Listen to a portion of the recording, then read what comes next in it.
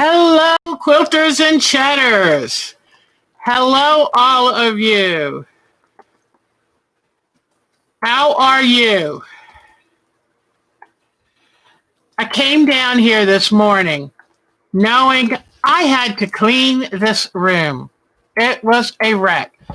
And I got started. Look over here. Isn't that nice? Yes. Look at my desk here. Cleaned up. I had it chock-a-block full. And I still have to do a little bit of work on this cutting table. And then I have to put all my fabrics away that I stacked over on the counter. But the problem is I didn't do, hi, Alexis. I didn't do time management well today. So my hair is still wet in the back because I ran upstairs about 5 minutes to 2 to take a shower, and I'm not ready. And I was feeling a little flustered, and I thought, I'm going to cancel today's show. I just can't do this. And then I thought I would miss y'all more. So I said, Deb, they have proven to be very kind people. Just go on and tell them, hey, I goofed up. I didn't leave enough time. I'm a little frazzled, but let's get through this together.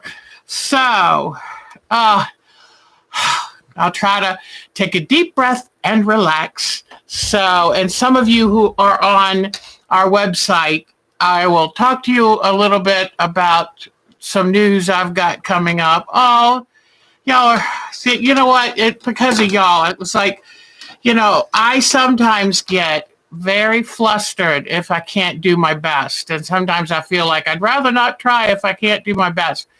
But then I said, Deb, they are going to tune in looking for you. And you know what? They deserve everything you can give. They deserve more than you can give. So it's like, put on my big girl pants and get busy. So how is everyone? Oh, Kirsten Cook is back. Hello. Hi. Oh, that's great. And you know what? I always tell you that I like showing you the good and the bad. And you know what? Some days we get it right and some days we don't. And I'm like anyone who has a hard time pulling things together when they want to. So anyway, oh, my nose is a little ruddy. But hello, Miss Jody. Sonia is here. It's so good seeing you. Oh, that's cute. That's cute. So, when you say you were watching Chris, what Chris is that? Was it my Chris? Oh, thank you, sweetie. So, I've got a few things today, and I have to say, one of the reasons I wanted to clean my room is my son, Chris. Oh, yeah, he does a live stream on Sundays, too. Oh, that's neat. That is wonderful. That's wonderful. So I wanted to tell you that I'm starting to lay out my blocks. And as always happens when you're in a hurry, things mess up. And so I went to put this in place, and my house blocks just started falling. There goes another one. My house blocks just started falling off. So I thought I saw one fall. I'm not sure. Okay. And I have to say, Miss Cheryl Lemon, I know I have your block. I'm still looking for it because I got so excited when you gave me the diamond painting kit that I kind of forgot about the block. And I know it's here. It's just a matter of finding it. So, oh, it did? Okay. Well, oh, there it is. Oops. That's Sue Smith's block that fell off. So it looks like most of us are going to have 12 blocks. And I've decided I want to lay mine as a horizontal quilt. You can either do a horizontal, do 4 blocks by 3 rows, or you can do a vertical of 3 blocks by 4 rows. And so I'm going to start working because this week I got a block from Marcia and I got a block from Miss Bonnie. So now I think I am done. I think 12 will be our number. And so I had them laid out so that the colors kind of worked across the thing. But now everything's gone kaflooey. And so, but I've got to pick a fabric. I've been going back and forth trying to decide. I want to do sashing.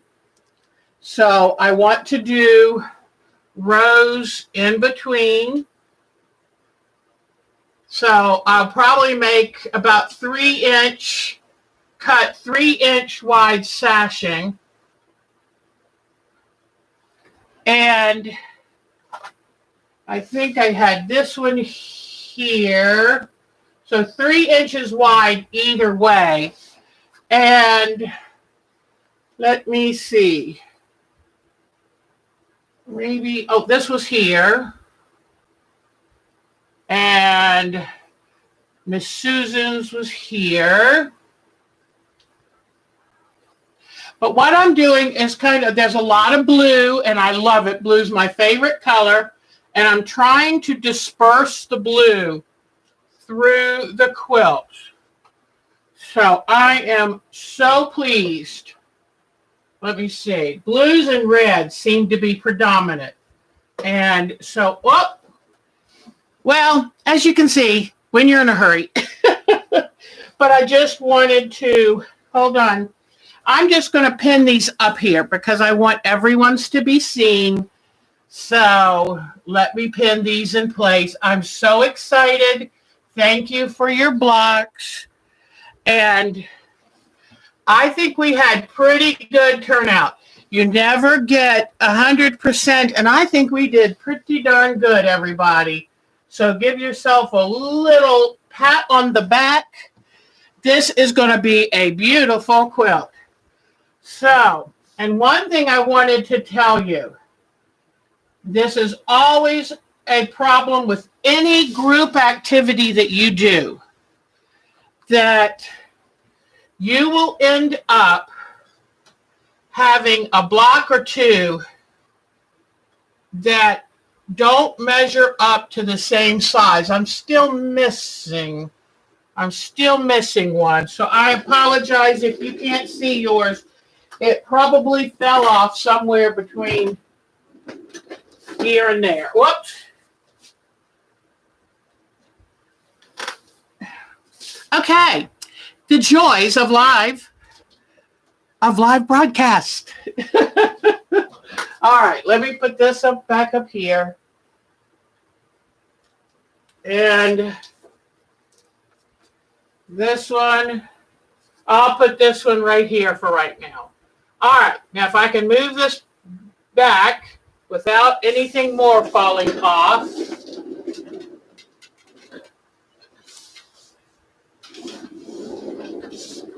All right.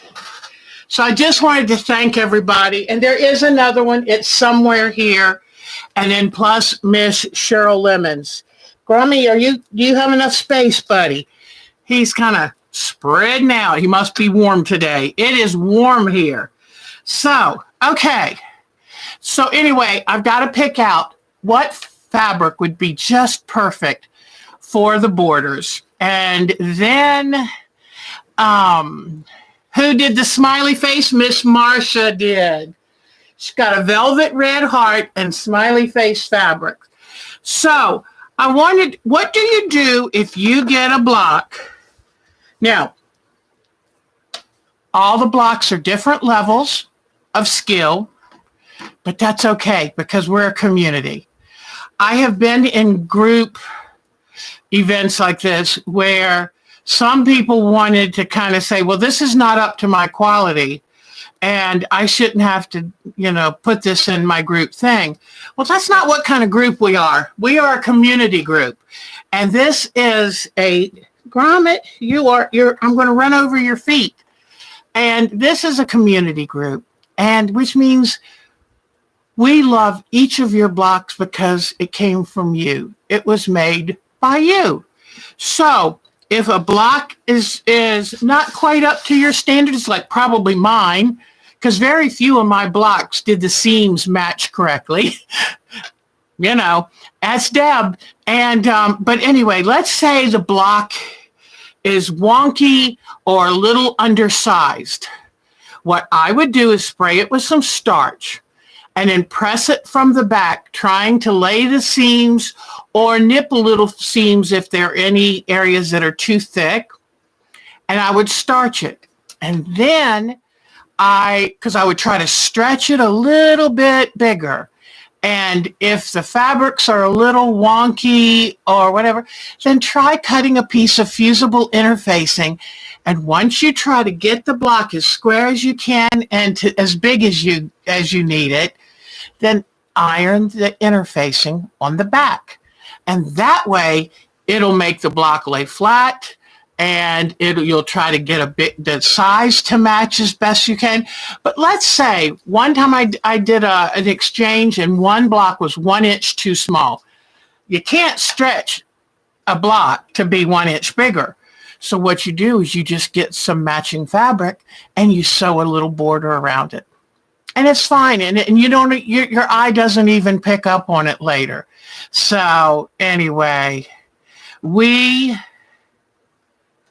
really, really, white border with cornerstones of different colors. Now, I love that idea. I love that. Yes, Marcia, I was so tickled. She just keeps telling me she's going to keep working on them. And I think that is wonderful. And I appreciate it. And then Bonnie has been working hard. There is Miss Nadine. Yeah, isn't the smiley face on Marcia's block so cute? So that way, if you just do a few little things, you'll have your blocks. And you know what? The fact that they're all different and they all have little touches that make them uniquely yours. And I love that. I absolutely love it. So I'm looking for a good sashing fabric. I also am I was trying to think of this. I was kind of thinking I was thinking of COVID versus coronavirus because coronavirus is so long, but the COVID community quilters, something like that. Okay, good. You're waiting on 3 of them. Okay, so anybody that's working on your blocks, try to get them done because we are going to start putting our quilts together and showing them off to each other. And, you can still put them together. And while you're you can still start some of the rows while you're waiting for the last blocks. And this is definitely going to be a scrappy little quilt. And then you're waiting on some of them too. Okay, everybody get your blocks finished. Come on, I hate to pressure you, but we're now in almost the middle of July. So let's get them going. And then you might have to email because maybe some were lost in the mail. I have noticed the mail has been a little more disrupted, although it seems to be getting better. At first, I think it was a little bit worse. But, so get your blocks done and get them out to people. We gave Bonnie extra time, and she has been a champ. Because when you move your whole life to a whole different state, that's a little bit more than just a normal thing, So I can't even compete with that. So anyway. All right. So this week for me, we had 2 branches. The tree cutting guys came back out. There were 2 branches on pine tree that we have a pine tree that the branches in trying to grow to the sun made the pine tree lean and actually kind of get You know how when you bend over, you get your little stomach roll? Well, the tree started looking like it had a little tummy roll leaning. And so 2 years ago, Mark had taken off this great big branch that we knew was really weighing the tree down. We noticed it had a couple holes in the top, and it looked like, the tree is not, it's on its way out. But it's a lovely tree, and I love it. And to take the whole tree down, it would ruin all my flower beds over there. And I've got plants that Katie gave me and a bush that Katie gave me.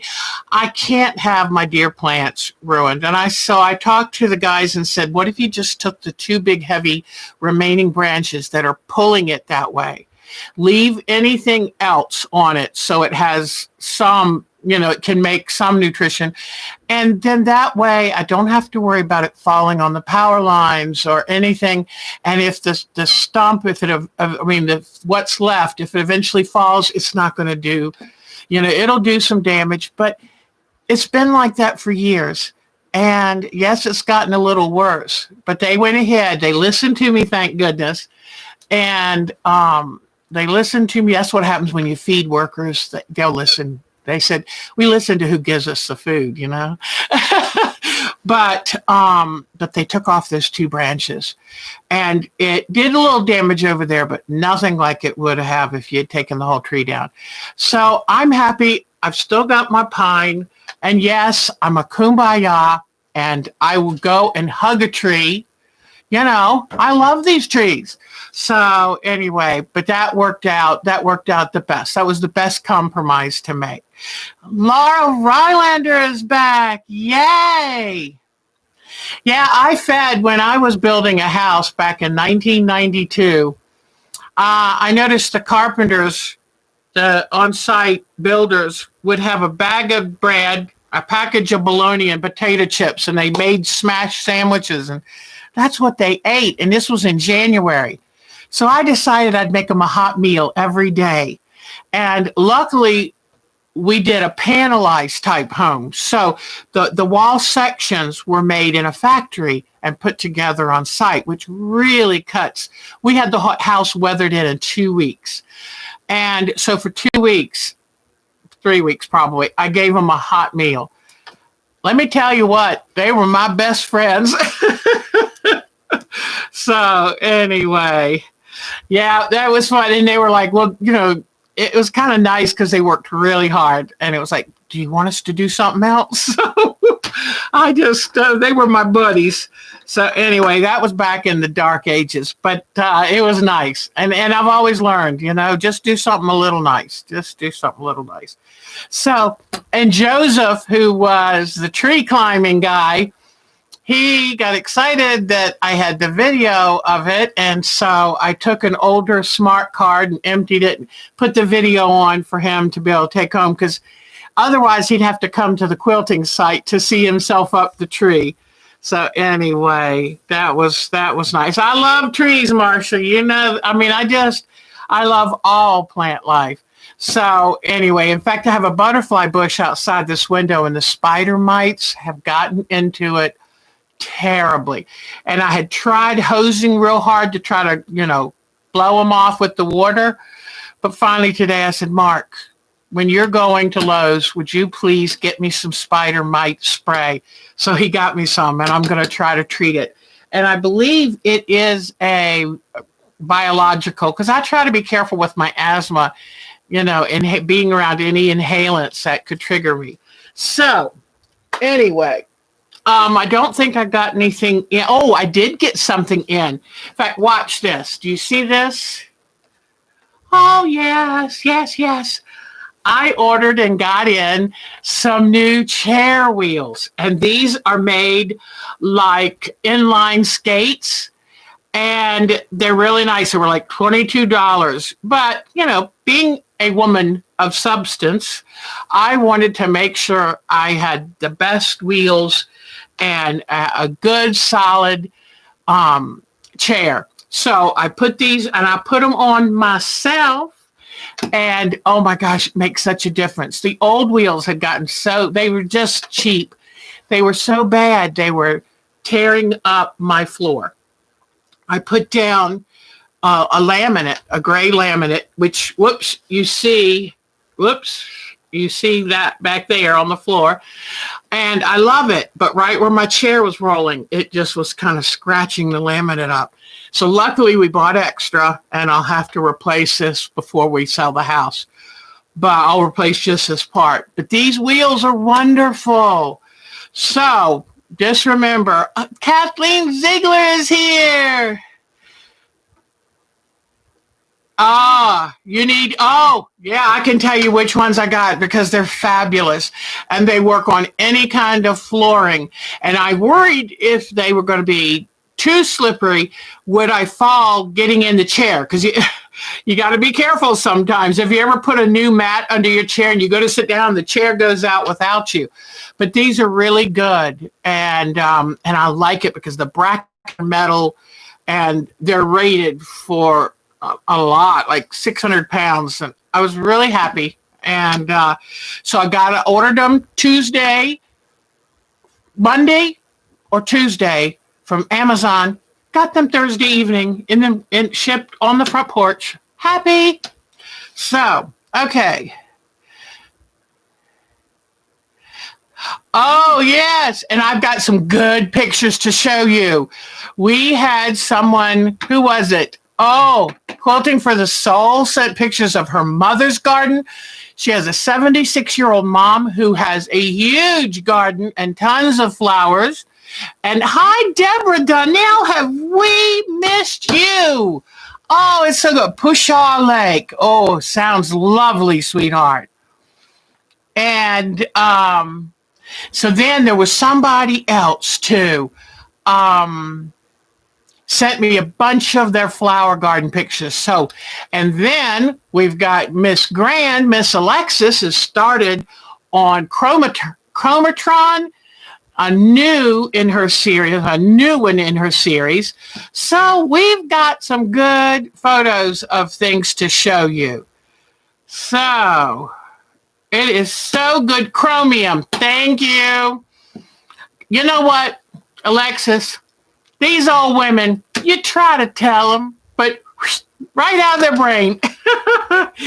Was it Cheryl Hogan who sent the flower photos? Great. And then Bonnie sent some photos. So, and I went on the site and found some from Miss Susan. And so I'm so excited. So excited. All right. I haven't checked any to see if you sent some this morning. I'm sorry. I've been down here since 11 o'clock cleaning this room and got a good amount of stuff done because you know what? Like I've said before, I have a comfort level. My comfort level got exceeded months ago. And it was, you know what? I can't deal with this when I can't find anything, can't do anything. So, Ursats. That's cute. I love these names. Ursats. I can't wait to see that. It's Ursats. And that is so cool. All right. So, and everybody, please wear your mask. North Carolina had its worst day ever yesterday. There was one more state that had its worst day ever. Over half of the states are having their worst times ever. This is not even the second wave. This is still the first wave. Wear your masks. I'm going to tell you something. I get angry now when I see people out without a mask. And I don't know if you know, who is that man? He's funny, and he teaches science. Bill Nye, the science guy. He said, wear your mask to protect me. And he's so right. You know, if you care at all about human beings, wear your mask and protect them. And then if they wear their mask, they're protecting you. And that's the only way that we have a hope of changing our trajectory. And understand, no matter what they tell you, we have the worst numbers in the world. And you know what? If we had handled this right in the beginning, we'd be done by now. Look at the countries that are opening everything back up, including schools, and they only have a few deaths not the atrocity that we have now. So wear your mask, please. Please, please, please. Oh, thank you, Kathleen. Don't take a chance. Don't take a chance. So, but anyway, but just, I want all of you here, and I want you healthy, and I want you to have fun with us. And we've got to do what we got to do. So we can do that. All right. I was reading last night. If you ever think I'm tired of wearing a mask and I'm tired of staying home, read what this coronavirus does to your body. It'll put the fear of God in you, and you will wear that mask. So, but, I don't apologize to people anymore. Mark said, you know what? When I go in the store and I've got my mask and gloves on, I'm proud now. He said, I used to feel a little self-conscious, and he said, no, I'm proud now because I realize I'm being smart. I'm being smarter than, all these people who, I heard somebody say, well, if I die, I die. Well, that's kind of sad, isn't it? Is that what your kids and grandkids will say? I mean, really? That's enough of my rant and red grapes. And I've got a ripe cantaloupe up on that counter. If I don't cut it today, it's going to be too ripe. So I'm looking forward to it. I'm trying to eat my fruit. I've lost a couple pounds. I'm going to keep going. And I read something that said, if you've considered losing weight, now's a good time to do it. I thought that's a polite way to say, lose weight so you'll survive better from this coronavirus. So I'm trying. Anyway, I've got my add a quarter rulers. And before I do a project with you, I try to do one, right before, or at least start it before I do it with you, because then that way, if I run into problems or I forget something, I don't look like a fool. But since I was busy cleaning my room, and yesterday I started I got to tell you, I'm embarrassed. Yesterday I was working on taxes. So did Deb wait till the last week before they're due after being given 4 months extension or 3? How many months? 2 months extension. Yeah, did I wait till the last week? 3 months extension. Yeah, I did. I waited till the last week. So I've got a little more to finish up. But anyway, but they're not due till Wednesday. Hey, I've got days. So here we're going to work on a New York beauty. I've never made a New York beauty. And this one's kind of interesting. I got this pattern. Let me tell you the information first about the pattern. And I bought it off Etsy for only $3 and something, $3.50, $3.95, I don't know. Adele Smith is on here. Yay! They're doing 3 days. Thank you, Susan. Susan has a way.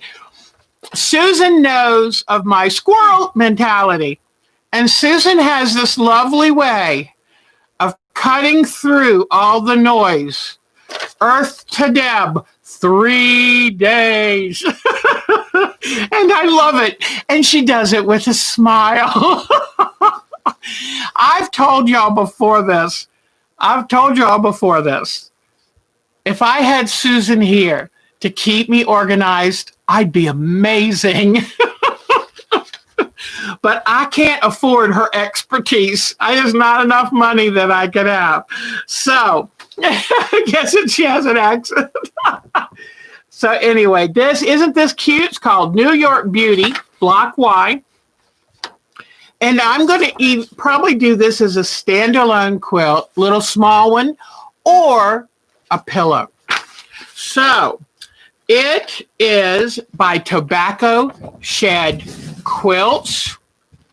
You can purchase this on Etsy for $3 and something.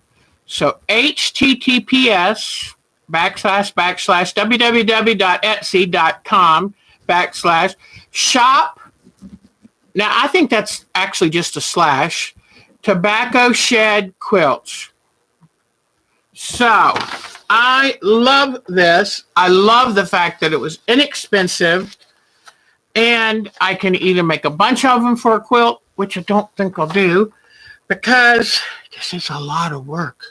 This is a lot of work. Okay. So what I did, so when you go to, you can purchase it online and print it out. You don't have to wait for it to come in the mail or anything. And I thought, I looked around to see if there was something that I could afford, inexpensive enough to afford. And this was it. And what I love is it comes with the flying geese pieces. And it comes with the New York Beauty pieces. And for some of y'all, I sure will hold it up again. Oh, did you want the, okay, you might want the address. Okay, I didn't know if you wanted this held up or I'll hold, yes, I'll be happy to. And there we go. Whoops, my fan is blowing it. Let me hold it steady. Whoops. Hold on. And I will put it down in the link again. So, I wish I had given a little more thought to my fabrics. One of the things, I love using scraps for these. So, Jody, you'd be great at this, darling. Jody is the queen of scraps. I just love her use of them. Well, I've still got some of these strips. I sent most of y'all some. I've still got these strips, and I thought, oh, what a great way to use these strips. So then I went over and I liked how in this quilt they had different color corners. And you can do the inside the same or the inside, you know. So now one thing I didn't do was pick out, I'll pick out strips. Since this doesn't have to be that wide, I'll just use all strips. But I said, let me pick out, if I wanted to use the 4 different colors, what could I do? So this was the first fabric that I saw that I went, oh, I like that. And I'm hoping it's not going to be too busy because you know what? This block is going to be busy. But I picked out these 4 that I thought this was the inspiration, okay? Now, so I'm just hoping that these will look good with it. And I think, you know, hopefully they all have a little bit of green or blue. Even this has a little green in it and stuff. All right. So what I need to do is get my paper scissors. And I love this pattern. She has this that you actually use as the real size. And do you know why they put the 1-inch mark on here? Because they want you to take your ruler, when you print it, they want you to take your ruler and measure and see it's exactly 1 inch. Let me show you again. But with my ruler, my printer, I have my printer set so it's off the fit to page. You don't want it fit to page. You want it actual size. So that's why they put that 1 inch. If your ruler measures 1 inch, then you know it's printed out accurately. So I take my paper scissors and I'm just going to cut the excess away here. Now, I don't cut it all the way back because it's nice to kind of have something to hold on to. But I don't need this at all anymore. And I will save this because it's just showing me how where these go. Okay, because this says piece 2. And on here, piece 2 is these right here. Okay, so I will save that aside. And now, let me see what I want to use. And remember, you don't have to use the front if you don't want to. You could use the back. Okay?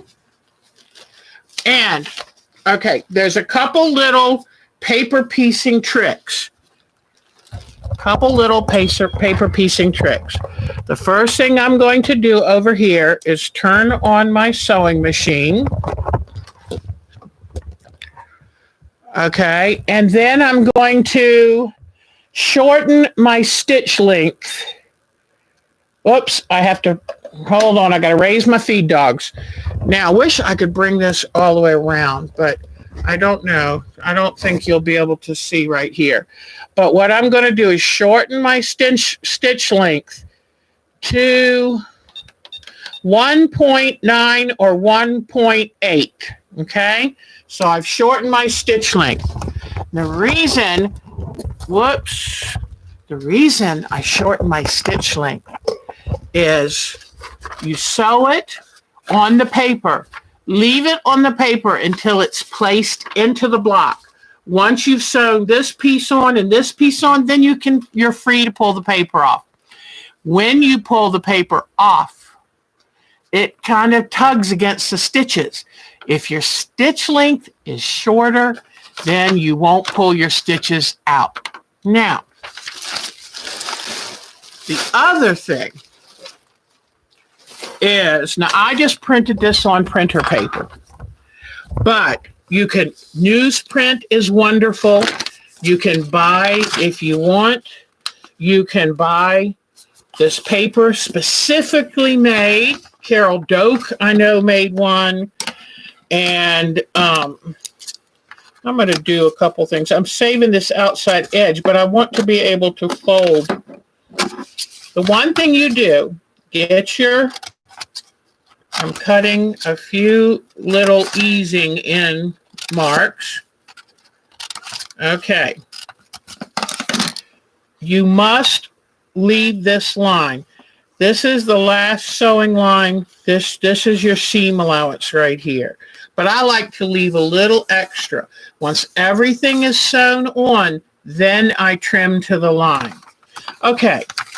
What I prefer to do when, oh, is somebody having a birthday? Happy, Bonnie, is it? Oh, Bonnie, happy birthday, sweetie pie. Yay, happy birthday to Bonnie. Happy birthday to Bonnie. She's amazing, Elf can, and we love her too. Boy, that won't hurt your ears. Happy birthday, Bonnie, sweetheart. Okay, what I like to do next is I've got this printed out. You have to make enough copies for the block that you need, okay?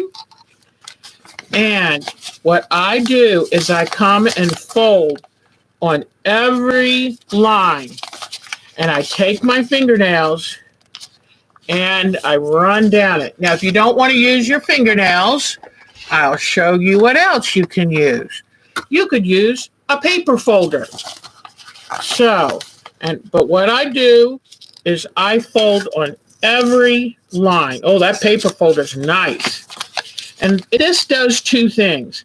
It helps you see exactly where to place the fabric, because remember, you don't put the fabric on this side. This is the side you need to see to sew. You put the fabric back here. And sometimes people get confused as to exactly where to put it. Okay? So you come along every line. Now this looks like, well, gosh, that just takes time.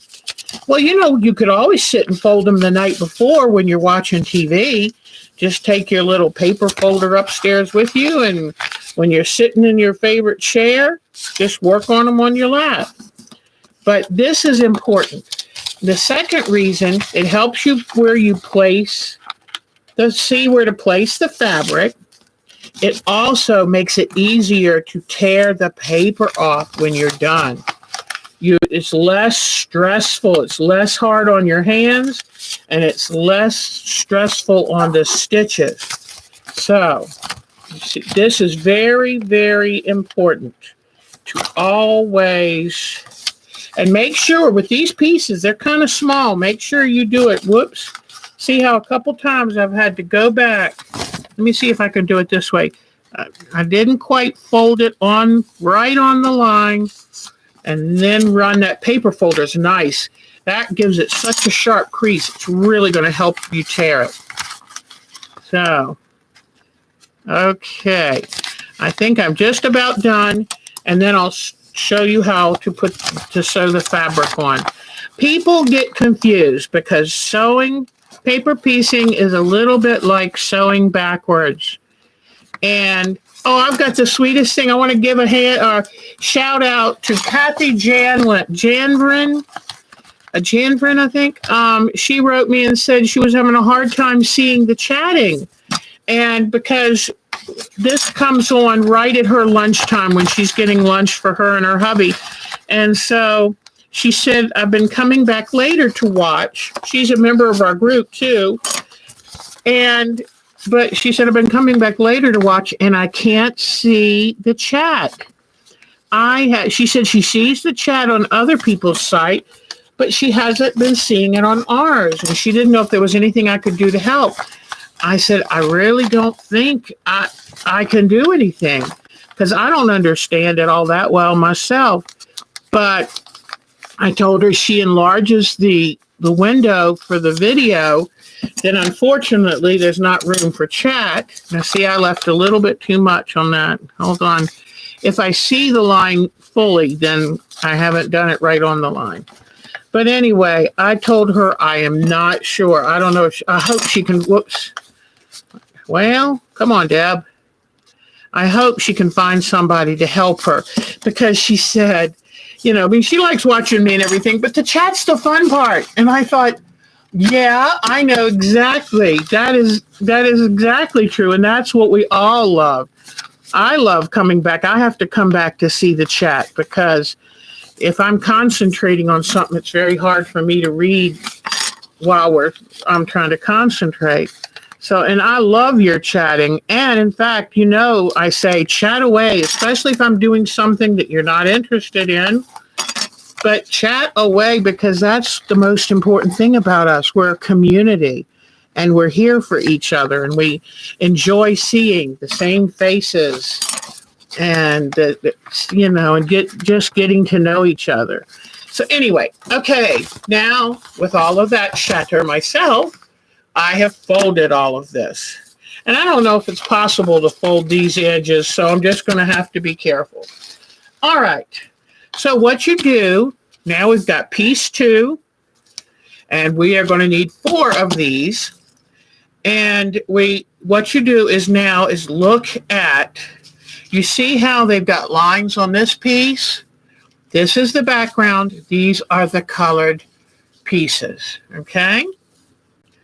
And some people will kind of tell you what size little fabric to cut to be enough, but you've got to be very careful. I'm very frugal. Let me say that to your face. I'm very frugal.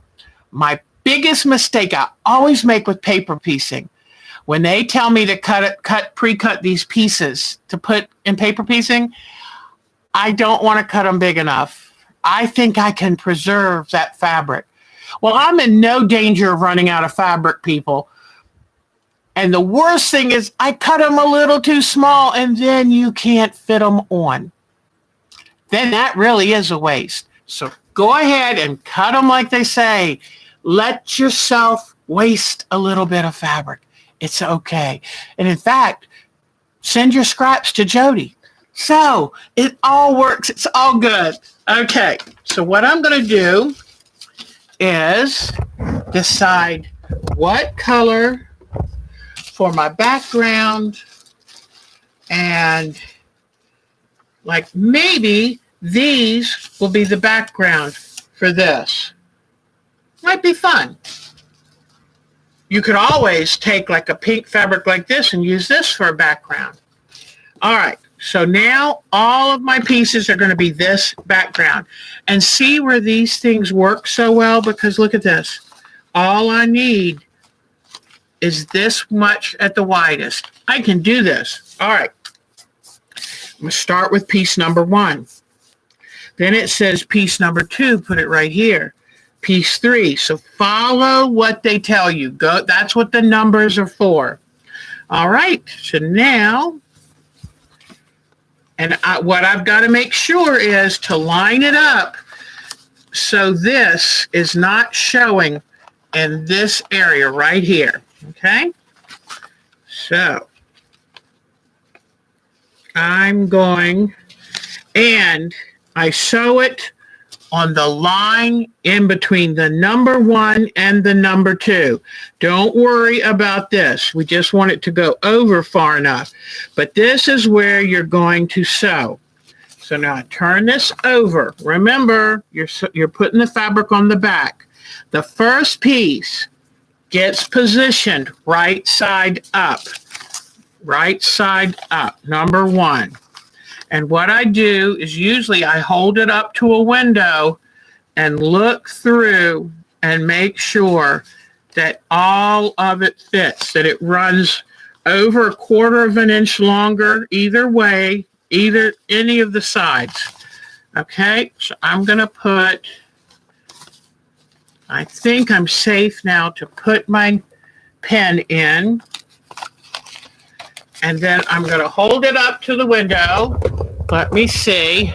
I'm going to hold it up to the window and look through to make sure that I'm fully covered where it says number 1. Okay? Now I'm going to sew.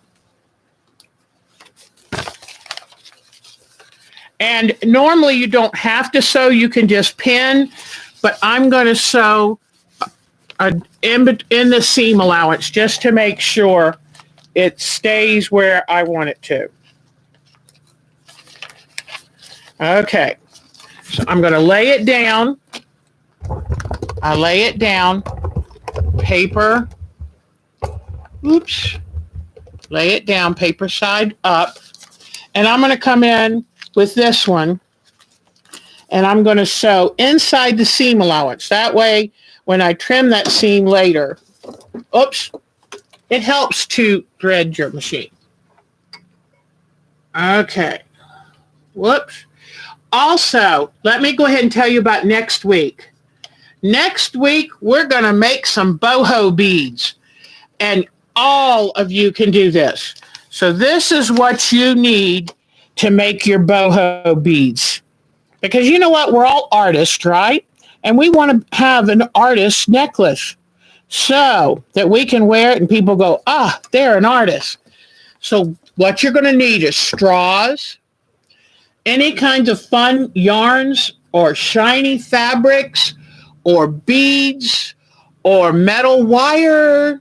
Yes, did you notice when I cleaned up today, I got to put some glue on this one, but I tried to decorate the side of my machine again. I put up Bonnie's stickers and this, and I'm trying to get this little guy to kind of stay right here, but I think I'm going to have to get some super glue and glue him there. But thank you for noticing, Miss Susan. All right, so now I'm just going to, but boho beads, and I'll talk some more about that in a minute. But it's so easy to make. And if you have something like a tacky glue or low temp glue gun, it should work great. Or 6,000 glue, is it 6,000 or 9,000? I don't know, so many thousands. So then I'm going to come back and I'm going to cut this off here. And I know it's long enough because I left my paper run longer. All right. Let me, hold on just a second. Let me make sure that I've got my tension set. Okay. Because my stitch was looking awkward. So hopefully I'll make sure I've got everything threaded right. All right, so now let me see. I'm going to try to focus on blues and greens with this quilt because I know that's the outside colors that I got. And here is a cute little strip of Andover, the very hungry caterpillar. Try it. E6000. Thank you, Susan. Gosh, she's so wonderful. Boy, I love all of you girls. Y'all are the best. Okay, now is where we use that little ruler. And let me get my small cutting mat. And let me get my rotary cutter right here. And I'm going to show you how to use this. Now, when I do paper piecing, I no longer use this because I kind of been doing it a while. But it can be very helpful, especially when you're new, okay? The hardest things to remember when you're new is put your fabric on the opposite side. All right, so now what I want to do is I want to put this ruler right down.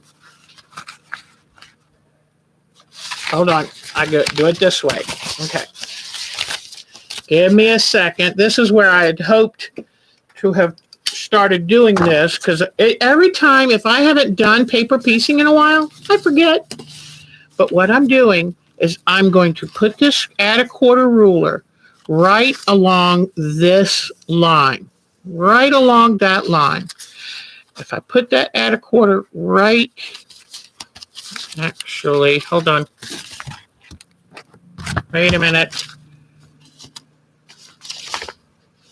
Okay, here we go. I had it right the first time. I'm going to put it right along the line between the 1 and the 2 because that's where I'm going, okay?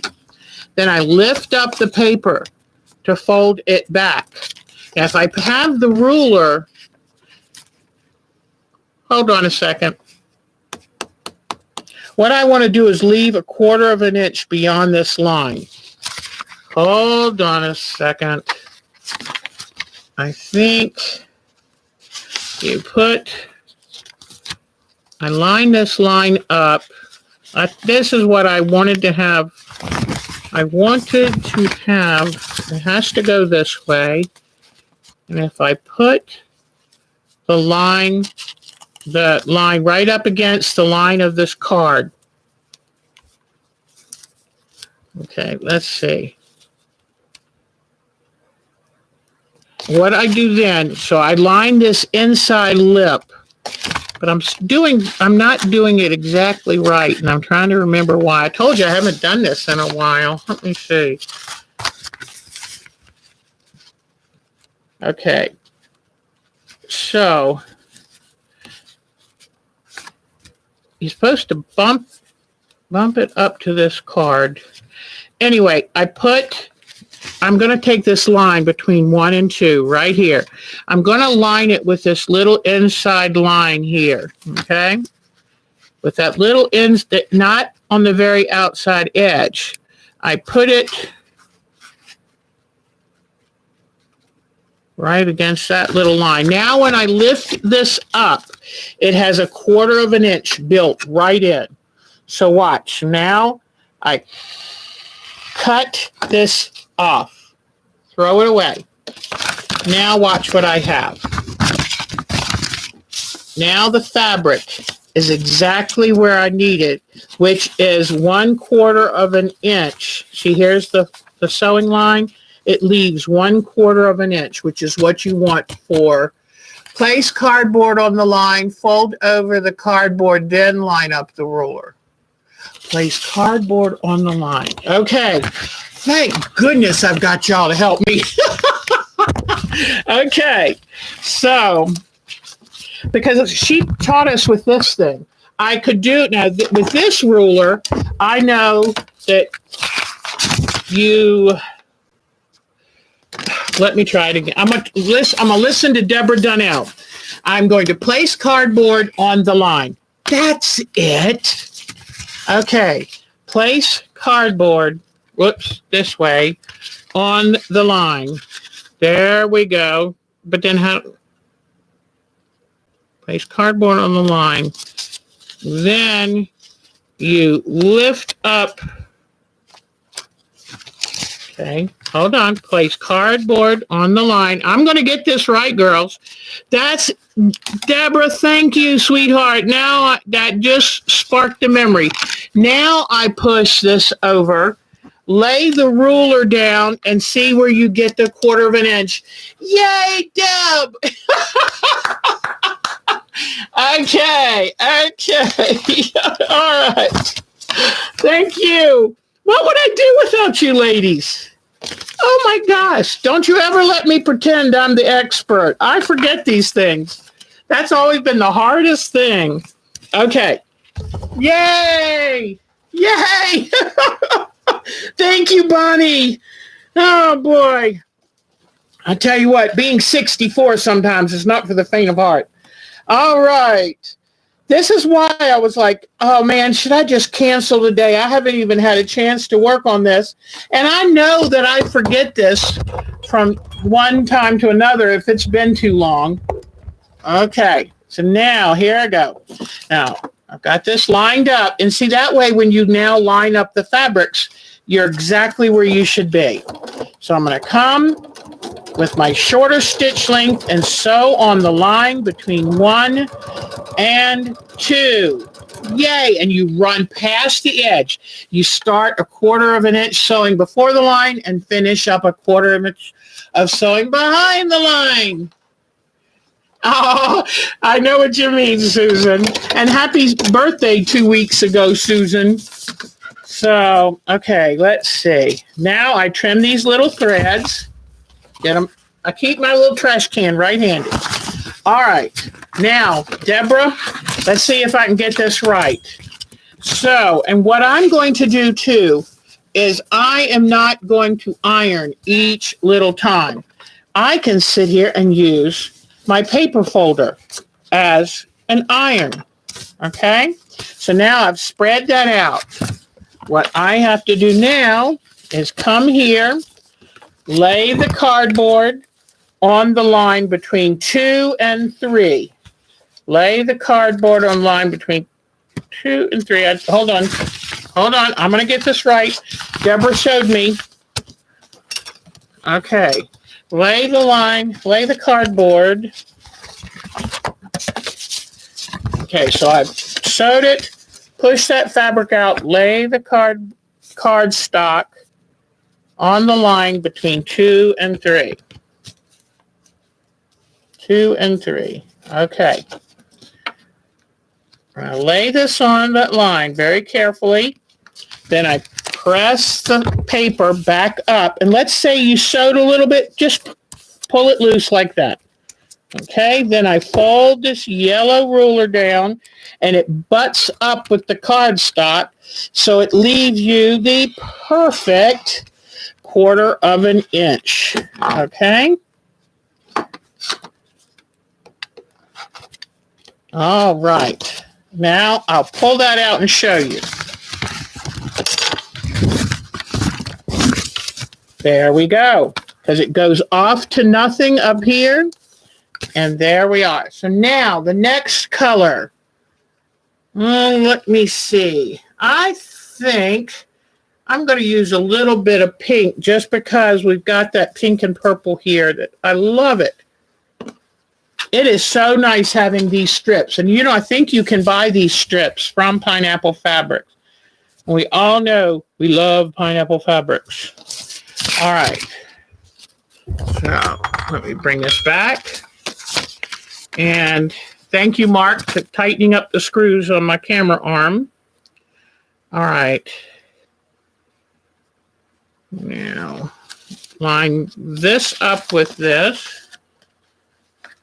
And see, when you've already done that trimming, when you line this up, then you know it's right where it needs to be. Okay. Back to my sewing machine where I sew on the line between 2 and 3.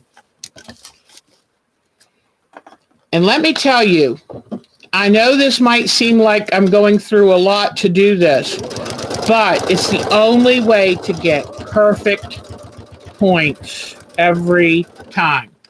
Okay? So now I sewed between 2 and 3. Now I'm going to take my paper folder, come in here, and press it. Now I've got my iron right here, but this way I can just keep focusing.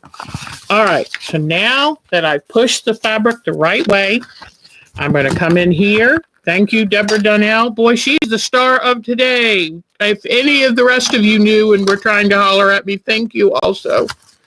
Okay, here we go. So I've put the paper back on that line. Bring this down where it bumps that card. And you know what I just did? I just realized something. Hold on. This number 3 was supposed to be background. Hold on. Did any of y'all notice that? So I'm going to carefully nip some threads, get this off, and put my background.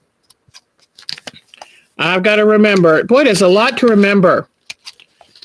And let me get my background on, then I'll come back with the pink one, okay? Because I really do like that pink. Every other one, I must do a background.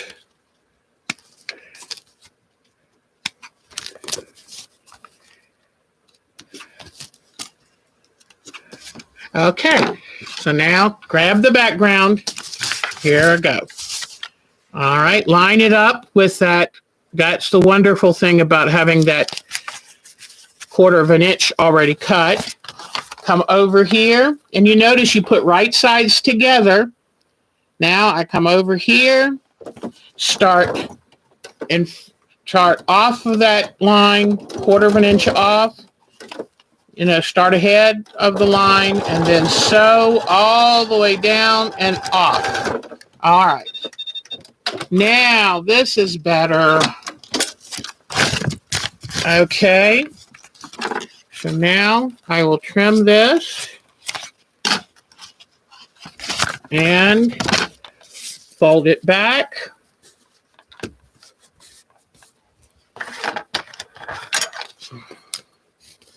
Using my paper folder.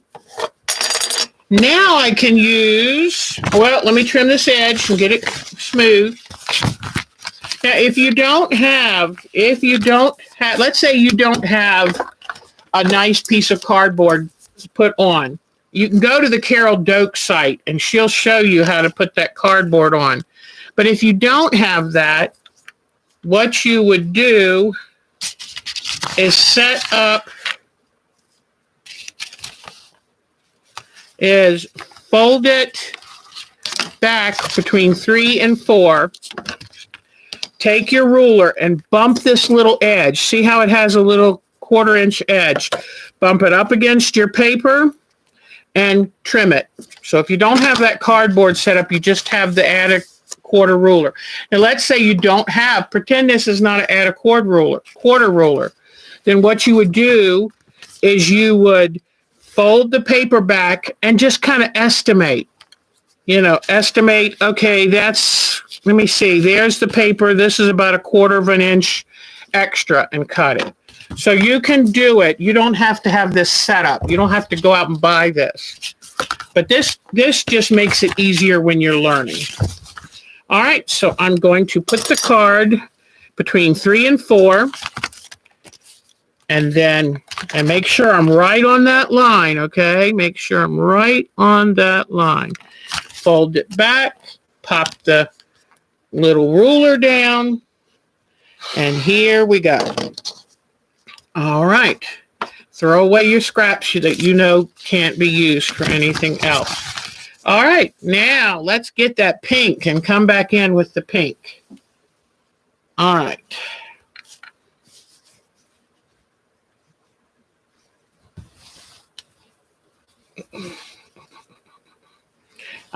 I remember cutting. I'm going to have to extend.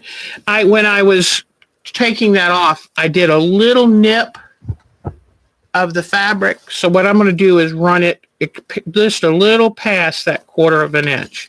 That way when I stitch it on now, it won't show that. So instead of lining it up perfectly, I'm going to push it this way, and that way it won't show.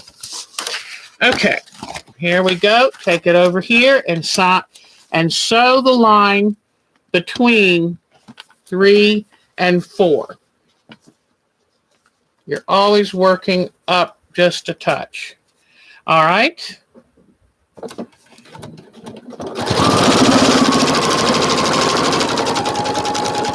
And run it off. Stop. All right. Now, first thing you do, you fold it back.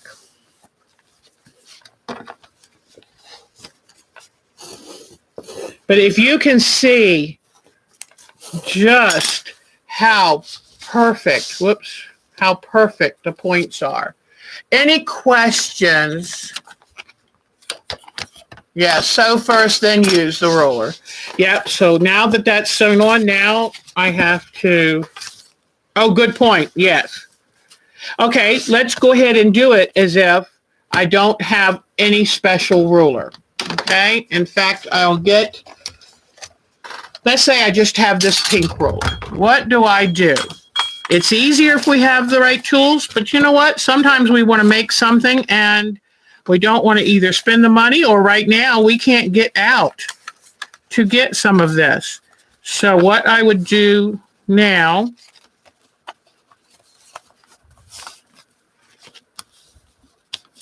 in fact, one thing I might do just to clean this up. Remember I ran it past the line so that that little nick that I put in it wouldn't show? Okay, so now I just took that off. All right. So now what I'm going to do, push this fabric. All right, I'm going to then fold it, fold the paper back. I'm going to fold this paper back on the line between 4 and 5. I'm going to take a regular ruler, and I can see the edge of my paper underneath there.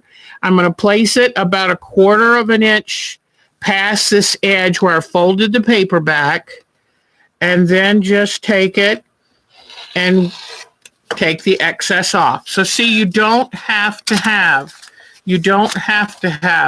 a special ruler, okay? Now, I'm going to remember really good and put my background on. And you just keep laying it, butting it up right where you've just finished cutting. You butt it up. Some people like to put a little pin in to hold it, put it well away from where you're going to sew. Because since you're turning it over, you would certainly hate to stitch over that pin. Come on. Okay. Now I'm going to sew on the line, that line between 4 and 5. Start ahead and sew your way off. Okay.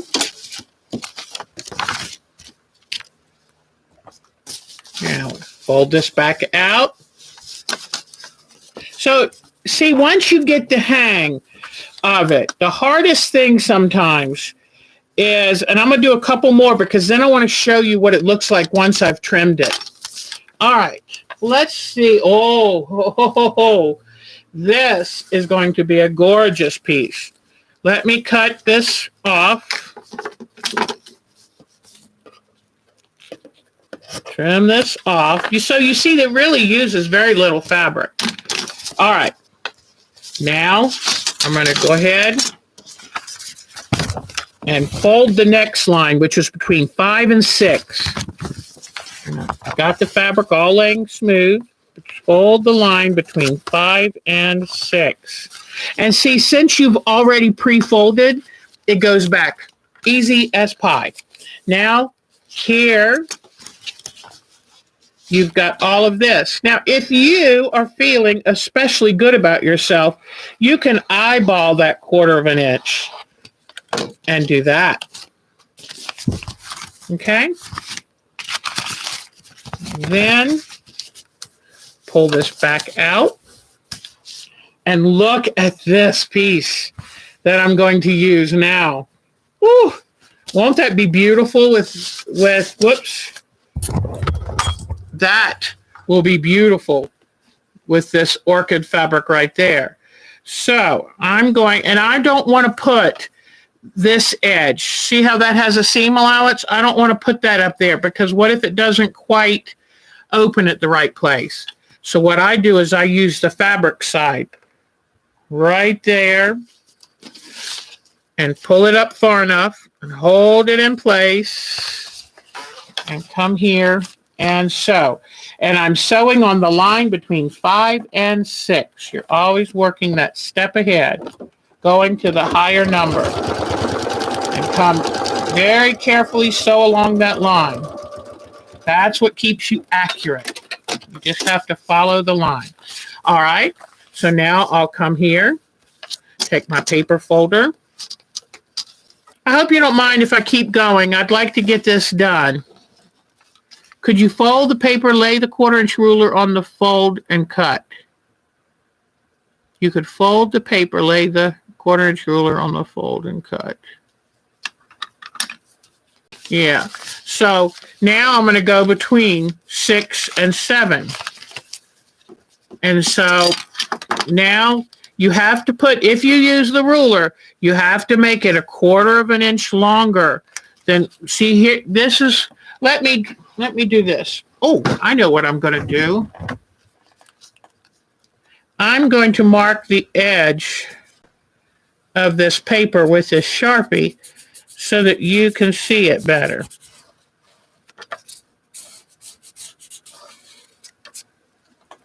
I hope that, nah, that didn't work. Let me get a one that writes better.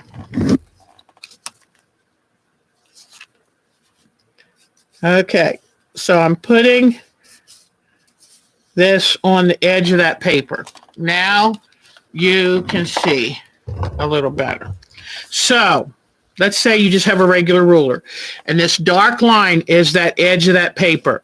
So now I run the ruler. See where that dark line's right under there. I run the ruler at least a 1/4 inch farther than that fold. Okay?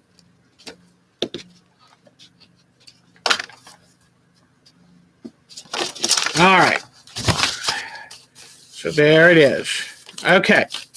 Now I use another piece of background fabric. And always lay, don't lay the selvage against this edge. Lay the good fabric against that edge.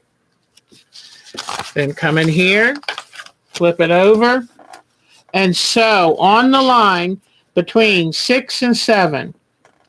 Start a 1/4 inch ahead and go a 1/4 inch beyond. Okay. Then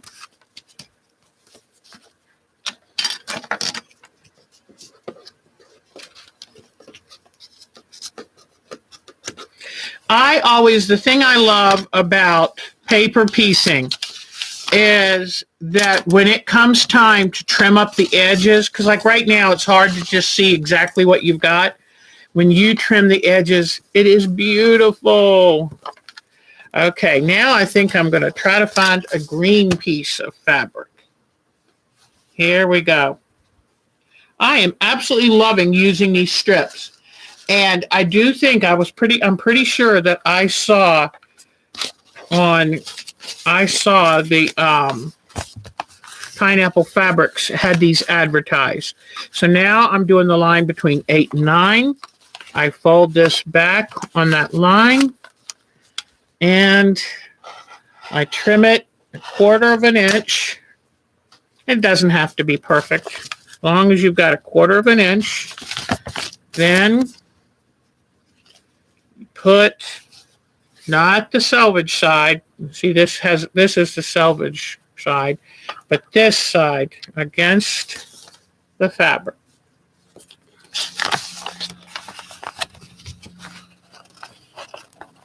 Okay. And put it under here. And so sometimes I have to feel which line is it I'm sewing on. Okay, this is in between 7 and 8.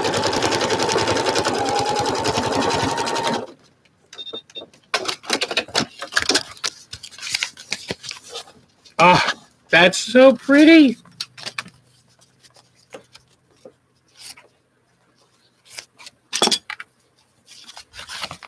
I didn't cut this right because I shouldn't have that much. So I'm going to come back here, and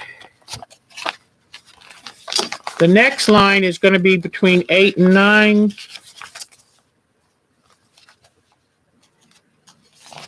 Okay, I'm going to cut out 7 and 8. I trimmed this odd. I think I didn't have this sitting out right.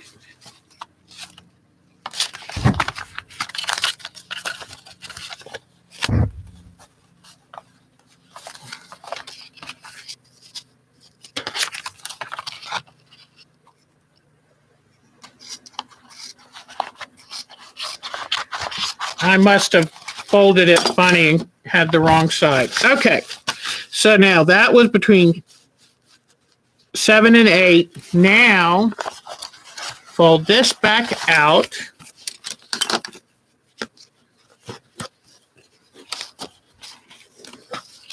Another background piece. But let me make sure I've got it trimmed right. It's between 8 and 9. Leaving 1/4 of an inch. And let me now, you know what? I did do something weird. Let me see if I've got it enough. I think I'm just going to be able to make it. I did something weird with that. So I must have had it folded wrong. So now what I'm going to do is lay this here up to that edge. Be careful. Evidently when I folded it back or sewed it, I had it hanging up wrong. Okay.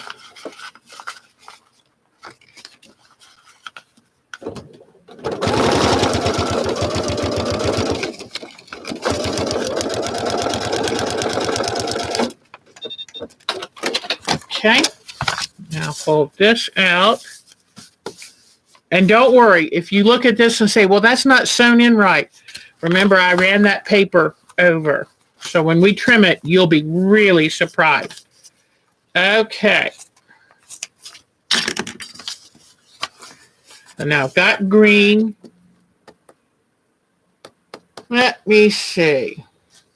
I think a yellow might be pretty nice.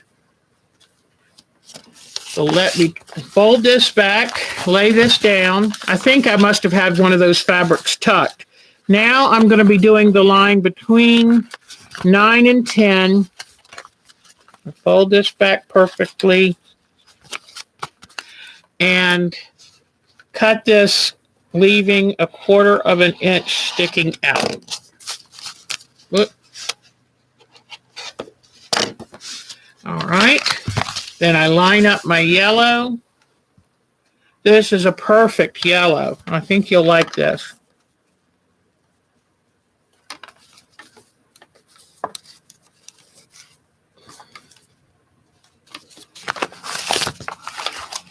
Okay, now I'm going to sew this again.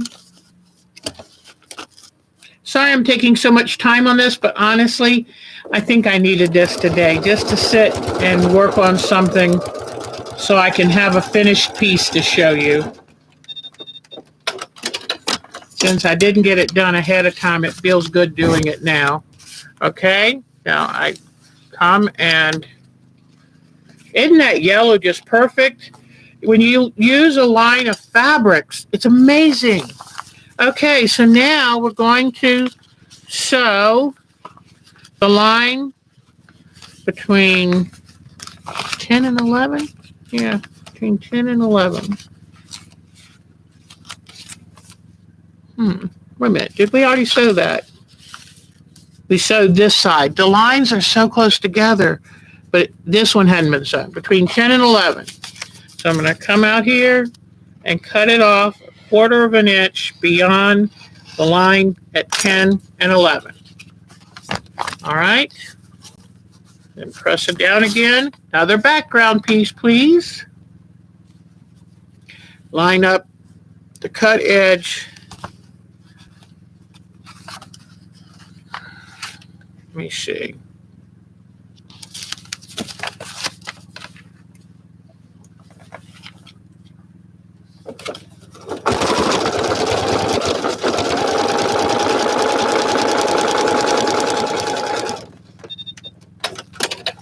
All right.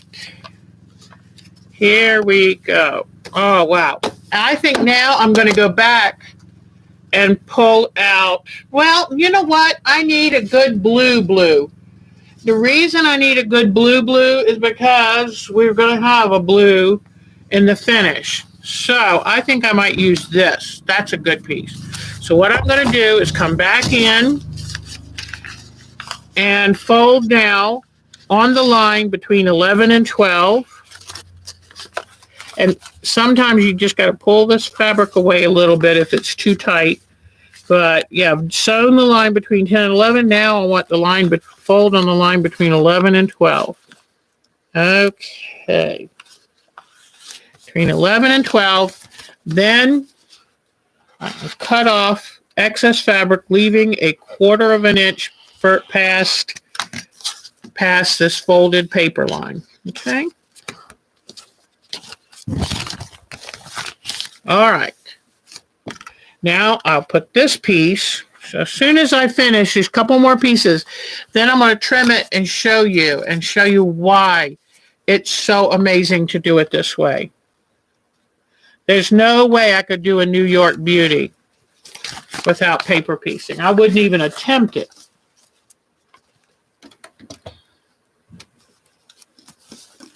Mark's out cutting grass today. It's been hot and humid this week, so we hadn't worked out in the yard at all. I've been just keeping things watered. But today the humidity's lower. And so, boy, when you live in the South, when you live anywhere, when you have a hot and humid week, you take advantage of a less humid weekend. Okay, so now we've pressed that. And we'll come back here, and it's going to be between 12 and 13. And we'll press this back. And see, having it pre-folded, it goes right to where you want it to go. Where if you didn't have it folded, you'd have to each time, and it's so much harder when you have fabric there. Okay, now I need a piece of background.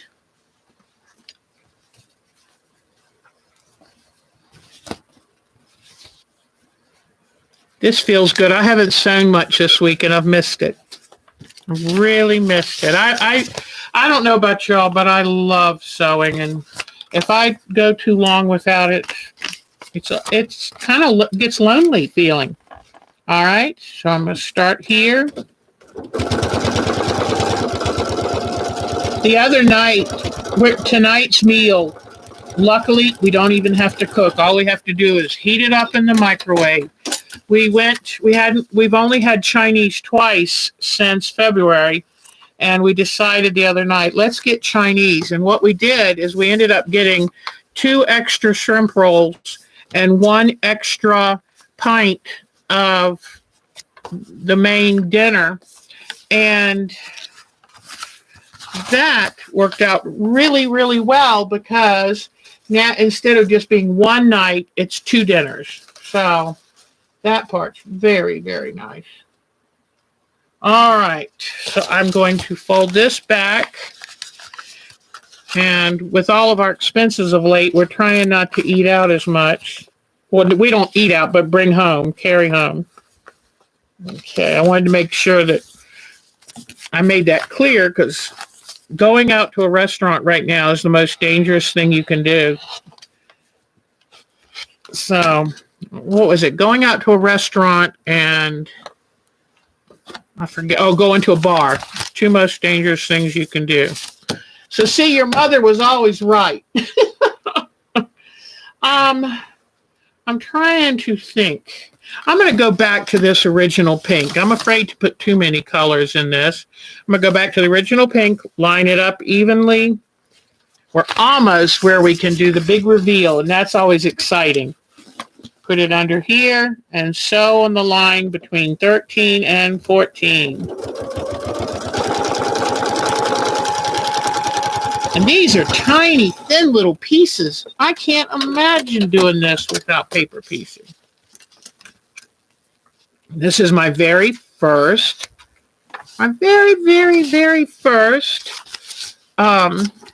New York Beauty block. I've never, ever done it. And I've been quilting since 1990 at least. All right. So now I'm going to fold on this line between 14 and 15. And luckily, it goes right back nice and easy. And get my rotary cutter.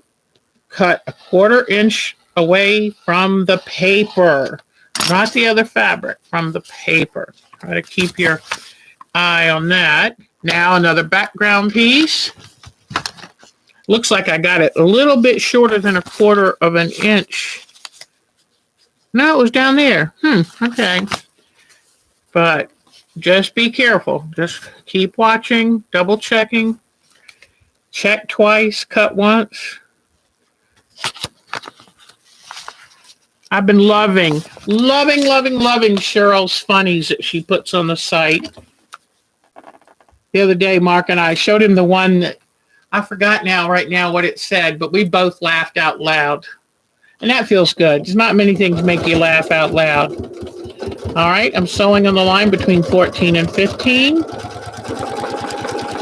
Now I'm going to go ahead, since I'm almost done, I'm going to heat up my iron so that I can show you. So let me see. Okay, heating it up.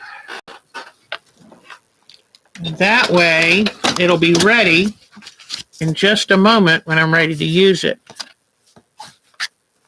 Now, you might say this background's a little busy, and I'll see how I feel. In the other blocks, I may not want.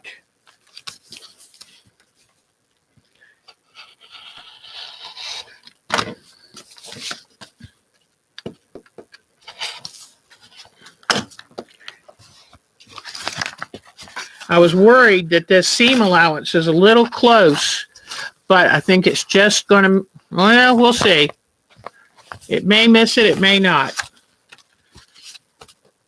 But I want to keep going with y'all here. All right, so now I'm going to go back to the teal, because I really like that teal. Yep, the teal's the last color piece. We started with it and we'll end with it. Line it up here. And I'm going to make sure, since I'm worried that this seam allowance is going to be in the piece too much, I'm going to stretch it a little bit and pin it so that we'll see if I can catch it in the seam allowance. If not, I'll fix it later. I want to finish this so y'all can see what it looks like. Now I'm sewing on the line between 15 and 16.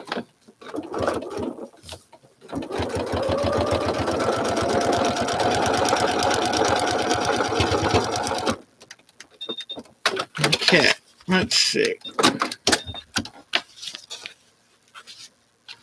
I think we might have dodged a bullet. We'll see. It might show just a touch, like right there. So I'm going to leave it. I think it's good enough. All right, where is my paper folder? There it is. All right, now I'll fold this back and put my last piece on, and then we get to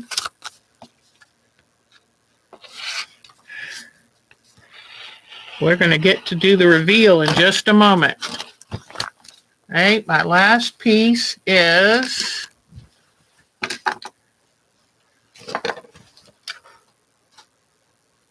right here.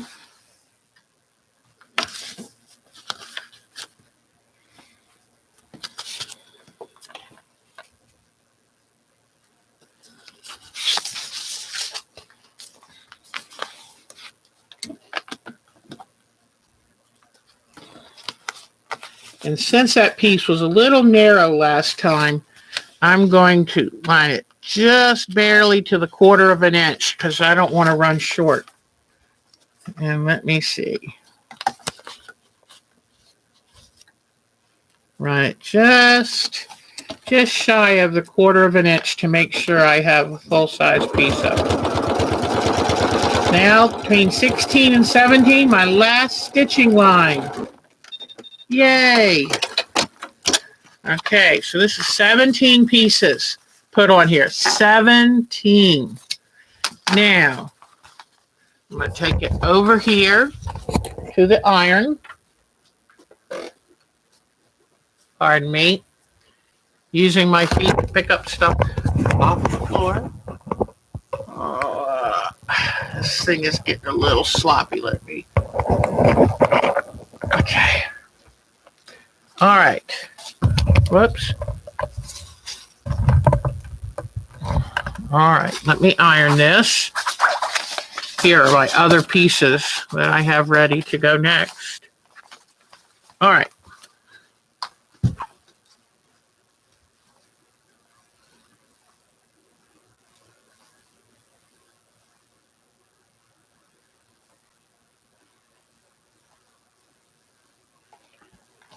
It was still warming up, but I've got it nice and pressed. I'm going to press the back too, just to make sure, since it was just warming up. All right, now what I'm going to do, and this you'll kind of really see the reveal. And right after this, we're going to do, okay, sure. And I'll put it on here too, just might be a little bit much. But we're going to go, as soon as I get this cut, we're going to go look at photographs. So I'm going to come along here and I'm going to cut right along this line.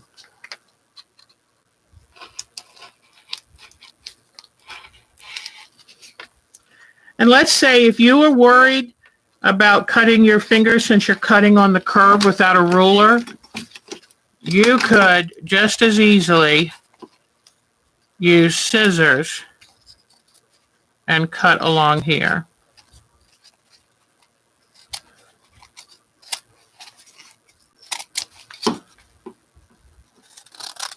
And you cut along this outside line. Because if you're going to sew it onto another one, you need both of those lines.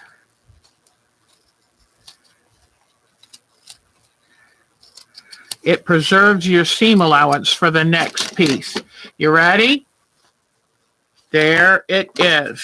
Let me get this little bit cleaned up. I always love what it looks like once you trim the overages away, because that's when you see, I don't think I need this now, but this, that's when you get to see what you've created. And there is no way I could do perfect points if it weren't for paper piecing. You know what? I got a couple of these edges showing, so I'll have to be careful when I use those pieces. They're a little narrow. All right. So let's go look at some photos. And I do want to show you one thing. What I'm going to do next week, besides the boho, don't forget, we're going to do boho beads. And so be collecting any scraps of yarn or shiny fabric, lame fabrics or lace or whatever. But now hold on. There, next week, we're going to do this one. And if I've done my homework right, I'm going to have it halfway done, and then we'll finish the other half. And then we'll see how to put these two pieces together. So, next week, we will work on the flying geese that go around the New York Beauty.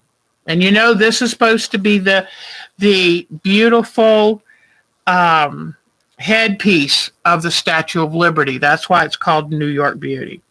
If you look, she's got rays coming from her headpiece. So I thought that was appropriate. All right.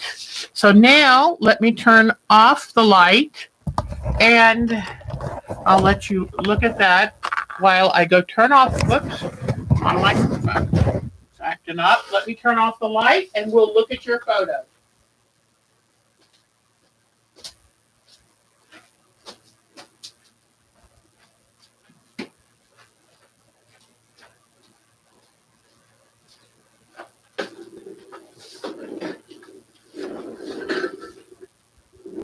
And when I walked over there, I saw the missing block that fell that I couldn't find earlier. So once I find Miss Cheryl's that I know is here, I've seen it. I just have to find it. And then, okay, let me turn this off too. All right. So I think that's going to be a lot of fun. Let me, oops, Deb, don't. Okay, all right. Here we go. Put this back here. And trying to organize here. Whoops. Better close my rotary cutter. All right. All right. Now, let's show you some wonderful photos. Yay. Okay, here we go. Miss Alexis. She has been a busy lady. Okay, and you know that this is her, oh gosh. Alexis, you're going to have to tell us the name of this one again. Whoops, come on. Oh, Hellbat. This one's, I think, Hellbat. I hope I got it right. Because I really do like your stops. Hold on, it's not, wait a minute, it's not the picture what didn't come up. Come on, picture. My computer's very slow. Must be a lot of people on the internet today.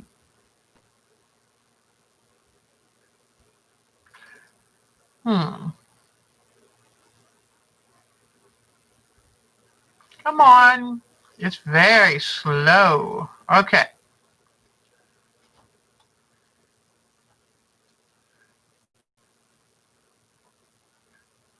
Now, she said this one took her a few days to do. It's a lot of embroidery.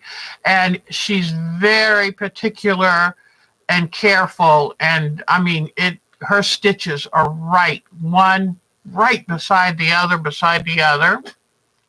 Okay, now, let's go to the next one. This one is, I think it's her character in the role playing they do. That's beautiful. Okay. Then she's starting a new one. So here's the basic drawing. And then, oh, that's how she started the one before that. Way she has to do her pattern and put it on the fabric. And here she's started doing her outlining, and it takes a lot of time to do all the different kinds of threads and colors. So way to go. I can't wait to see. This is Chromium. I can't wait to see how he comes out. All right, so now thank you for that. I love when you share your work, all of you. It's just wonderful. Okay, let's see what Miss Bonnie's been doing. Now, I do apologize if I show you things I've already shown you. It's been a busy week. I say that a lot because I think every week starts to feel like that. Miss Bonnie did some home improvement. So she made this. I'll show you again. I love that picture.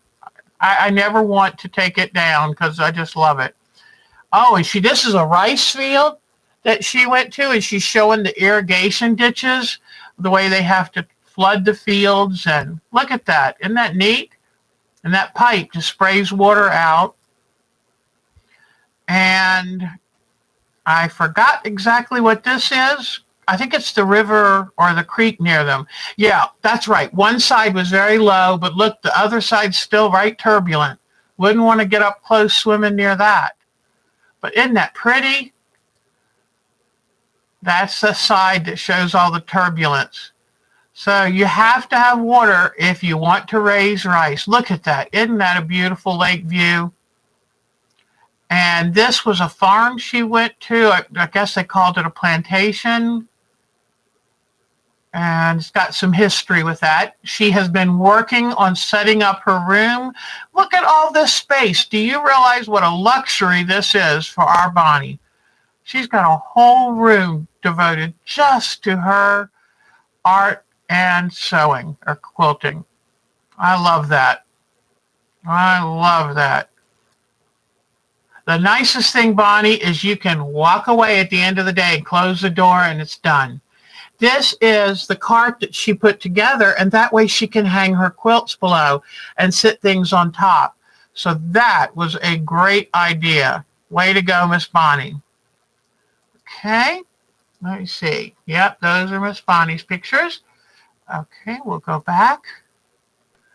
And what did Cheryl have? I'm trying to make sure. Oh, yeah, she had this wonderful curved log cabin. Come on. Okay, isn't that beautiful? And I love how it's a butter yellow and then the blues. That's just beautiful, Miss Cheryl. So she's been a busy lady. And I love these blocks in this series that she's doing. Oh, look at these curved pieces. Isn't that wonderful?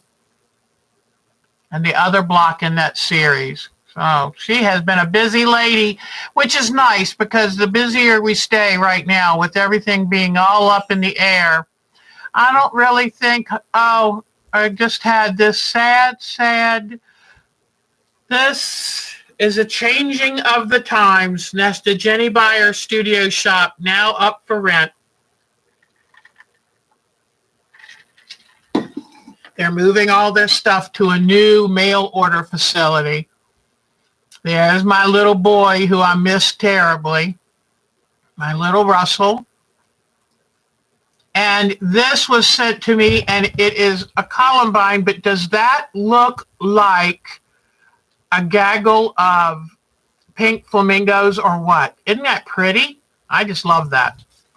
All right, so let me go back. And Diane, oh, here we go. Diana Wright, she has good stuff. I love, come on pears. Look at this basket of pears she picked. Whoops. Isn't that amazing? I wonder what she's going to do with them.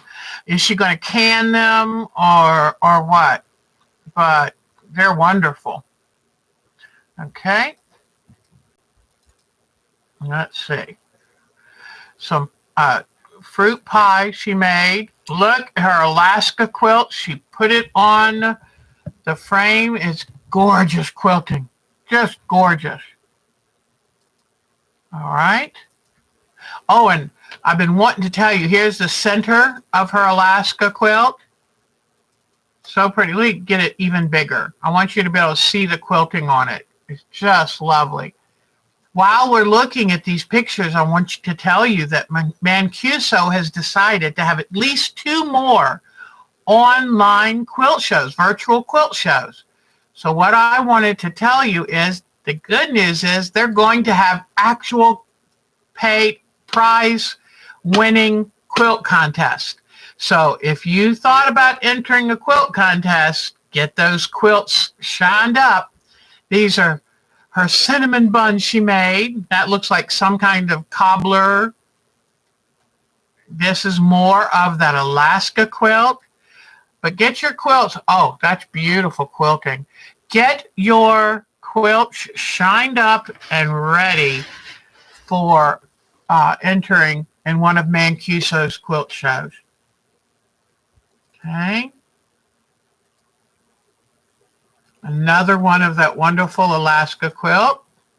Ah, Tree of Life, Alaska again. I love that border. That's nice. Beautiful Tree of Life. That's on my bucket list. Mm. These, she got in all of her big hay bales. I think that's a banana cream pie. She's been cooking and quilting. Two best things in life. Okay, come on. Huh, that can't be everything. Let me see. Hold on a second, guys. Nope, it's not everything. Let's go back to this. They've been digging her pool, and this week it was gunnighted. Gunnighting is a way of shooting cement into the hole that was dug that has reinforcing wire. Gunite itself, I think, has fiberglass fibers in it that makes it a really hard, good, long-wearing surface. So that there is the deep end of the pool, all gunnited. Now it looks like she's got a little seat so you can sit in the deep end. That is wonderful. Where is now why won't it show? Hold on a second, guys. It's not showing these last three, but I'm going to make it show these last three because, boy, I would absolutely love having a pool like this. Look at those nice big steps. Oh, I would want the biggest float you could get and just let me be. Okay, let's see. This is another view of the pool being sprayed. And let me see if it'll show the last one. There is when they just had marked out the perimeter of the pool. So it's getting close, and she's going to have such a great time. Thank you, Diana, she just keeps us full of so many wonderful, wonderful photos. All right, let's see. Jody had a very successful week. She finished a Bonnie Hunter. And applaud for Miss Jody because Bonnie Hunter's quilts are very complex. There's a lot of pieces, and it is beautiful. It is just lovely. So way to go, Miss Jody. You have every right to be very proud of that work. And here's the back of it. Love it. She even has a piece of fabric that I sent in the scrap bag that I sent her, which makes me tickled. Just now I'm part of Miss Jody's life. So that's nice. And love the kitty, Miss Jody. And there is her self-portrait quilt, which we love. Okay, let me bring this down. Oh, I forgot to show you. She also did a Hobbit quilt. There is her Hobbit quilt. I love it. I love the little water. She's got a, Jody's going to have to fill, when the moon goes in front of the sun, solar eclipse. She built a solar eclipse into her Hobbit village. I think it's wonderful. And I love the bear sitting under the tree and her leaves and her little cute Hobbit house. I love it. So way to go, Miss Jody. Okay, let's see who we're going to go to now. Let's see. Nadine. Oh, I'll show what I showed last week with Miss Nadine, because they're so special. Boy, this computer is slow. These blocks, those were complex blocks, and she did them to perfection. She's a very talented quilter. She considers herself still a new quilter, but this woman's very talented. Whoops, okay. And then her beautiful porch.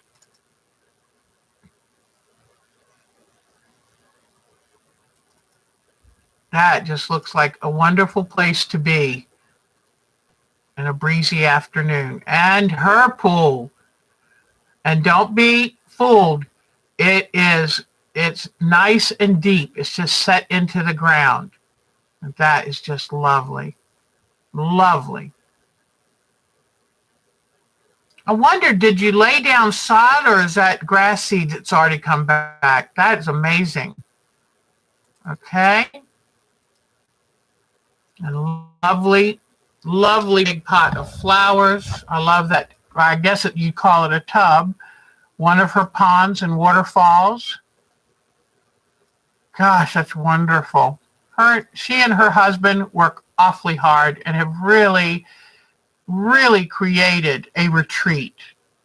What a bucolic. I don't use that word often, but that is their lovely home. Look at that watermelon. Isn't that wonderful? Her kitty.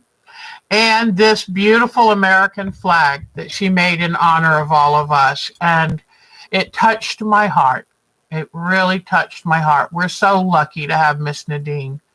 She is an amazing and talented, gentle, loving, creative person. And we're so richer for having her in our life. My friends in the USA love that. That couldn't have made me happier. All right, let's see who else. Let me see. These were Sue Smith's. Yes, I did show you these. And just beautiful irises. Yellow iris. Let me see. Let me get to the yellow. Oh, this is her bleeding heart. Oh, that is gorgeous. Okay, great job. I love seeing your gardens because before I was a quilter, I was a crazy nutty gardener.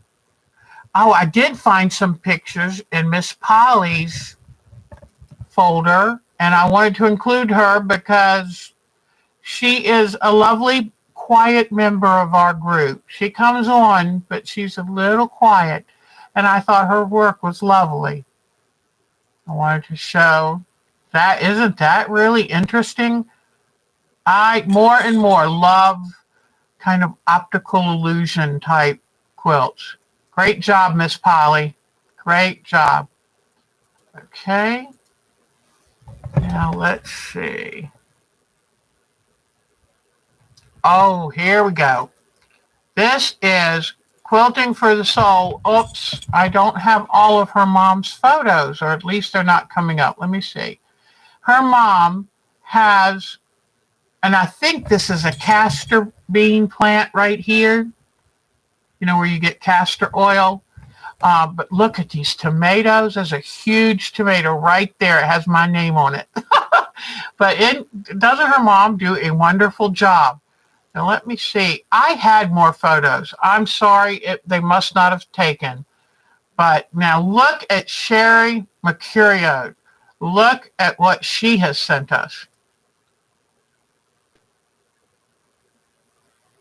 That's a Nellie Mosier clematis. I love that.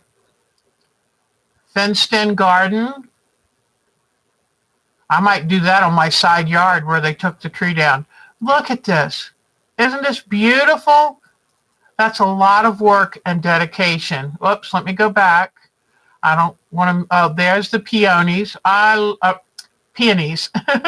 I love them. They're so beautiful and happy.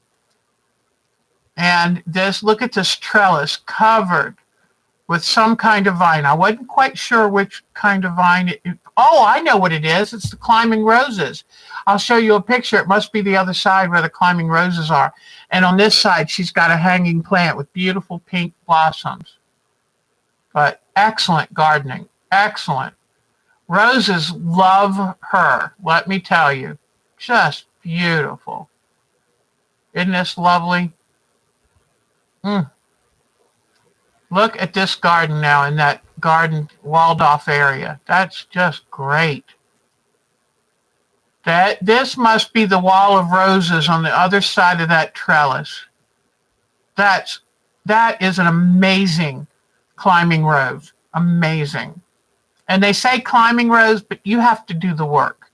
That's a lot of dedication. Another view of the peony and a cute cherub. So isn't that wonderful? Thank you so much, Sherry Mercurio, for sharing those with us. It's absolutely beautiful, hon. Great job. Okay. Now let me go back up here and see where I am. Whoops. Hold on. Okay. Let's see. And this is Cheryl's. Yeah, we've seen this. So now let me look at this one. We've seen Sonia's. I don't think I have a new one on Sonia's. Don't think, although she did have, Sonia had a really pretty version of the curved log cabin too. Way to go. So they used slightly different colors, where Cheryl Lemon used a lemony, buttery, pale yellow right here. She's gone all blues from the very lightest to the darkest. Beautiful work, Sonia. Beautiful. Okay. Let's go back to this. And Susan, I think I caught, yes, I did. I went and looked at Susan's folder on our site. See, when you join our site, then you get to have your own photo folder. And I love the quilts that she had put up. Look at that bear's paw or bear claw, whichever way you want to call it. That is lovely. And then look at this. It reminds me so much of the moon quilt that I'm working on right now. That's beautiful. Oops. I'm not sure how that got in there, but I've forgotten her name now. She was a James Bond girl. And I'll get rid of that. I forgot why I put it there. Okay, hold on. I think that's really Susan in her off days. So when she's not working. Okay, I think that is it. I think, let me see. Is there anybody else? Nope. Beautiful work, everybody. Beautiful work. All right. Let me turn a little light back on. Okay. Let me close this down and get back to y'all. That was a lot of fun. Y'all are so talented. Oops. Oops. Nope, don't do that yet. Okay, cancel. All right. Well, I just thought they should see what you really look like on your days off. So I'm trying to think of her name, but she was a Bond girl, and she was like from Norway or Finland or something. But anyway, thank you, everybody. Oh, it's the four sisters that you've embroidered. Oh, neat. Oh, that's wonderful. Thank you for explaining all of that. So, all right, you all, take good care of yourself and have a great week.